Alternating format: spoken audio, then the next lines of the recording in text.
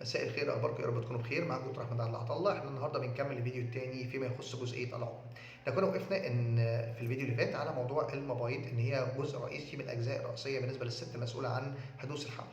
فهنيجي نتكلم في الحته دي ونقول ان في بعض العوامل الثانيه ممكن تاثر على موضوع حدوث الحمل عند السيدات، بعيدا عن ان يكون في جزء ليه علاقه بوظائف او مراكز مخ، زي ارتفاع هرمون اللبن في بعض الاحيان، وده بيرتفع لاسباب كتيره جدا جدا، منهم حاجات ليها علاقه بالمخ، ان بيكون نتيجه هنقول شويه اورام بسيطه موجوده في الغده النخاميه ممكن تفرز بكثافه اكبر شويه هرمون اللبن، وده بالتبعيه ياثر على فرص حدوث الحمل ويقلل هرمونات التبويض.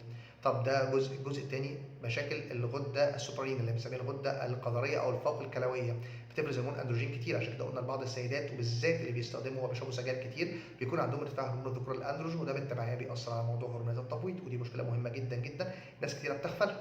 وقلنا واحده من ضمن الاسباب اللي بتبقى ليها تاثير كبير جدا في حالات تكيسات الموبايل والاندوميتريوز او بنسميها بطانه الرحم المهاجره. فاحنا كده دي واحده من الاسباب. طب ايه تاني يا دكتور ممكن ياثر على وظائف الموبايل ويخليها ما تقومش وظيفتها كامله؟ السيدات اللي بيعانوا من مشاكل لسه قايلهم شويه، بوليسيستيك اوفرين سندروم، عندهم متلازمه تكسات المبيض، والناس اللي عندهم اندوميتريوز او ادينوميوز اللي عندهم مشاكل فيما يخص الرحم، تاخد رحم الى اخره من الكلام ده كله، بيبقى في مشاكل فيما يخص موضوع الهرمونات المسؤوله عن انها تساعد على خروج البويضات اللي بنسميها ليتيونايزد انرابشرد فوليكل. يعني عندنا بويضه وصلت لمرحله من النضوج ممتازه لكن ينقصها عمليه خروجها عشان يحصل لها اخصاب، وده بيكون نتيجه ان السيدات بتاخد ادويه كتيره جدا جدا بتاثر على هرمون البروستاجلاندين او اللي موجود في الجسم المسؤول عن اخراج هذه البويضه. فانت بويضتك كويسه بس ما بتخرجش، وده بيكون موجود في حالات اللي هو بنسميها ليتيونايزد انرابشرد فوليكل، وبيكون مشهور جدا جدا في حالات الاندوميتريوز او حالات بطانه الرحم المهاجره، وكمان البوليسيستيك اوفرين سندروم، او السيدات اللي عندهم مشاكل فيما يخص موضوع الغده الدرقيه الثايرويد جلاند، سواء كان هايبر او هايبوثايروديزم، او الناس اللي عندها مشاكل ثانيه زي ما قلنا في السوبرين جلاند او زي ما الغده القذريه، الغده الفوق كلويه، عشان بتطلع اندروجين زياده، هرمون ذكوره زياده. اذا ان دي مشاكل ممكن تكون عندنا في الموبايل تمنعها من ان هي تؤدي وظيفه بشكل كويس. طب في مشاكل ثانيه عند الست ممكن تمنع حدوث الحمل؟ قال لك ان الست دي ببساطه شديده يكون عملت اجراء جراحي قبل كده فحصل عندها مشاكل في الانابيب، او اوريدي عندها التصاقات بالفعل في الانابيب من قبل ما تعمل اي اجراء، وده بيحصل عند سيدات كتيره، او عندها انابيب مقفوله او نموها غير مكتمل، او عندها مشكله في حركه الاهداب الداخليه للانبوبه نتيجه اجراءات عملها في وقت ما اثرت على حركه الاهداب دي، فبالتالي ما بتحركش البويضات من بره لجوه ويحصل لها اخصاب، او زي ما قلنا ببساطه ان في مشكله في الوظيفه بتاعت الانبوبه ان هي مش شغاله كويس، مقفوله، او عندها التهابات زياده في المكان فبتؤدي لوجود ترشيح داخل هذه الانابيب فيمنع حدوث حمل، او طبعا بطانه الرحم المهاجره، وده قلنا اسبابها وشرحناها قبل كده بالتفصيل في الموضوع ده. طب هل يا دكتور الانابيب بس اللي مسؤوله؟ قال لك لا، في نقطه ثانيه مهمه جدا، قال لك هي بطانه الرحم. انا النهارده ممكن يحصل عندي حمل والجنين كويس وانقسام الخلايا كويس، وصلنا لموريلا 16 خليه والدنيا تمام وكل حاجه كويسه، واتنقلت واتحركت من جوه الانبوبه وصلت التجويف الرحمي، بس ما سبتتش. طب ليه يا دكتور ما سبتتش؟ عشان خاطر مشاكل ليها علاقه بسمك بطانه الرحم. فانا لو عندي مشاكل في الهرمونات المسؤوله عن تكوين بطانه كويسه وهي الاستروجين الاول، وعندي مشكله في الهرمون المسؤوله عن تثبيت البطانه الكوني بالاستروجين الا وهو البروجستيرون، هنا هيكون عندي مشكله في ان يحصل استمرار في الحمل، لان الحمل حتى لو جنين وصل للرحم مش هيلتصق بيه كويس، ودي نقطه ناخد بالنا منها كويس جدا جدا. دي تقريبا ببساطه شديده العوامل والمواضيع الرئيسيه اللي ليها علاقه بمشاكل عند السيدات تمنع حدوث الحمل، وزي ما قلنا ليها علاقه بموضوع المبايض والانابيب، واخيرا وليس اخرا هو موضوع التجويف الرحمي، او ان يكون عندها زي ما قلنا اورام ليفيه فايبرويدز، او يكون عندها بوليبس اللي بنسميها زوايد موجوده جوه، الحاجات دي كلها بتاثر. وقلنا في شق انا شكرته في اول فيديو قلت لكم عليه اللي هو السيرفكس او عنق الرحم، ان ممكن يكون عندها مشاكل في عنق الرحم بتمنع ان الحيوانات المنويه توصل وتعمل اخصاب للبويضات زي البوليبس، او عندها دي، او عندها نبثيانسس، او عندها اكياس موجوده في المكان ده فعامله غلق لمدخل الرحم، العنق فيه مشكله موجوده. تمام. ودي انا في حاله كنت لسه شغالها من فتره بنفس الموضوع ده، ان هي كانت اوريدي عندها انغلاق في مدخل عنق الرحم وعملناها تسليك بعد ما شلنا بوليب موجوده في المكان ده وشلنا فايبرويد صغير كان موجود، فده فرق مع الحاله كتير جدا جدا في حياتها، وحصل بعدها حمل تقريبا بحوالي 3 شهور، يعني الموضوع ما خدش وقت طويل لحد ما ظبطنا بس البيريد بتاعتها. عشان بقول لك ان في اسباب كتيره موجوده لو خدنا بالنا منها وعرفناها لازم ناخد اجراء سريع ونتحرك نروح للدكتور بتاعنا او الدكتوره بتاعتنا في اسرع وقت ممكن، عشان الموضوع كل ما بيتاخر كل ما المشكله بتتفاقم وفرص حدوث الحمل بتقل، وبالذات مع تقدم السن او العمر.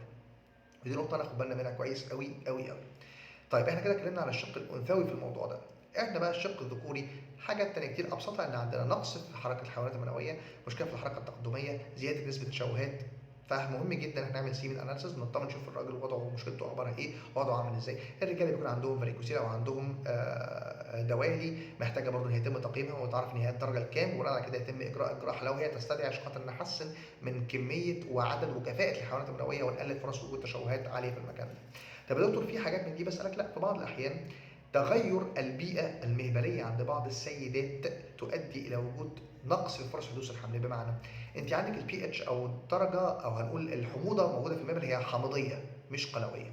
ففي بعض الاحيان نتيجه استخدام مستحضرات معينه او استخدام الغسول والنظافه الشخصيه المبالغ فيها ممكن تغير حاجه زي كده، بلس وجود التهابات مزمنه، معناه ان المكان ده بقى فيه كميه بكتيريا وفيه ممكن فطريات كتيره كمان موجوده، فدي هتؤدي لوجود افرازات. الافرازات دي مش بيئه صالحه لحركه الحيوانات المنويه، ممكن تكون سبريميسايدال تقتل الحيوانات المنويه، فبالتبعيه انا كده كاني بستخدم وسيله غير مباشره لمنع الحمل بان انا بقتل الحيوانات المنويه موجوده، سبرميسايدز.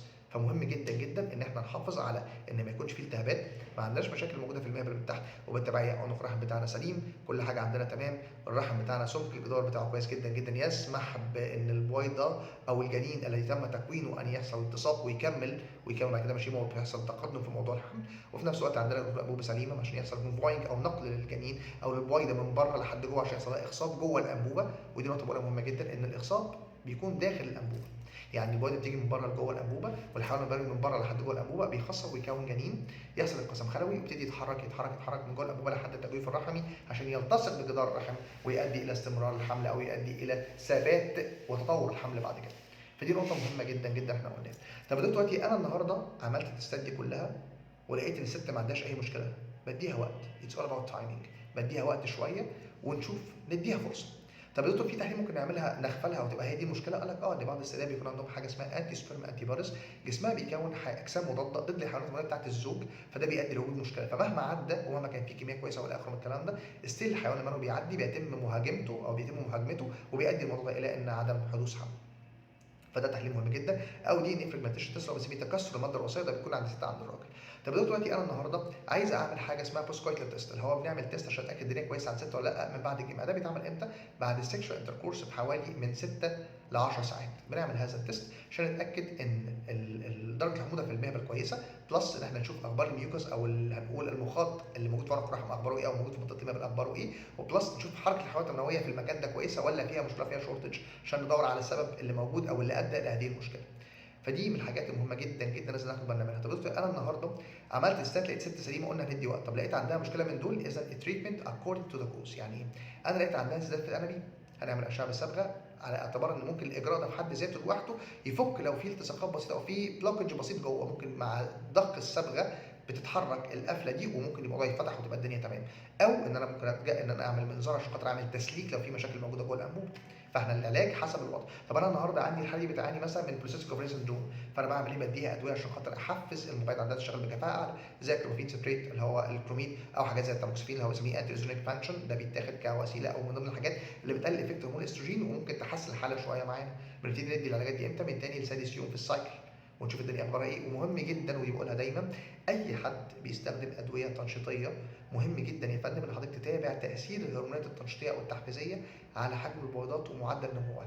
يعني لازم كل فتره 3 4 ايام من الجرعه بعمل حاجه اسمها فوليكيومتري، متابعه حجم البويضات، عشان خاطر ما ادخلش المبيض في مشاكل، وعشان خاطر ممكن البويضه تكبر بشكل زياده وانا مش عايز ده. انا بحاول دايما اخلي فتره التنشيط اللي بديها ودي طريقتي ان هي تكون مقاربه للفتره الطبيعيه بتاعه التنشيط العادي والسايكل العاديه عند الست، اللي هي لو الست عندها 28 يوم دوره يبقى اذا تبويضه في يوم ال 14، فانا بخلي التنشيط دايما في الفتره دي من 12 ل 13 يوم، اقرب شكل للحاله الطبيعيه بتاعه التدخل بدون تدخل، عشان يبقى الموضوع اقرب هيكون الى الشكل الطبيعي. تمام؟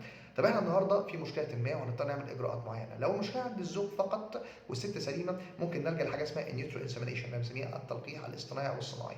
انا باخد الحيوانات المنويه عند الزوج بعالجها في المعمل وبطلع افضل ما فيها وبعمل لها حقن مباشر داخل التجويف الرحمي عن طريق حاجه اسمها ليوكانيولا، وشرحنا الموضوع ده بالتفصيل قبل كده، قسطره معينه كده، وشرحنا ده كله في تفصيل كامل، وهتلاقي فيديوهات كتيره موجوده عندي سواء كان على التيك توك او على المنصه الحمراء او المنصه الزرقاء وريفر بقى، تمام، على المنصات الثانيه يعني. طيب دلوقتي المشكله موجوده عند الزوجه وفي انابيب فيها مشكله او في غلق في الانابيب او خلاص الموضوع كومبليت بلوكج، انا هنا بلجا لحاجه اسمها انتراسيتوبلازميك سبيرم انجكشن او الاي في اف او الام زي او whatever المسمى اللي بنسميه الحقن المجاري، ودي نقطه في غايه الاهميه. عشان كده بقولها دايما، محتاجين ان احنا نقيم الحاله صح، نشوف ايه المطلوب للحاله ونعالج الحاله بناء على المعطيات الموجوده قدامنا. عشان كده العلاج في الحالات اللي دي بيكون اعتمادي على السبب، هنعرف السبب هنعالج الحاله. Thank you so much for watching. Stay tuned for much more videos. ميرسي جدا جدا ليكم، وان شاء الله فيديوهات تانية كتير ان شاء الله. باي باي.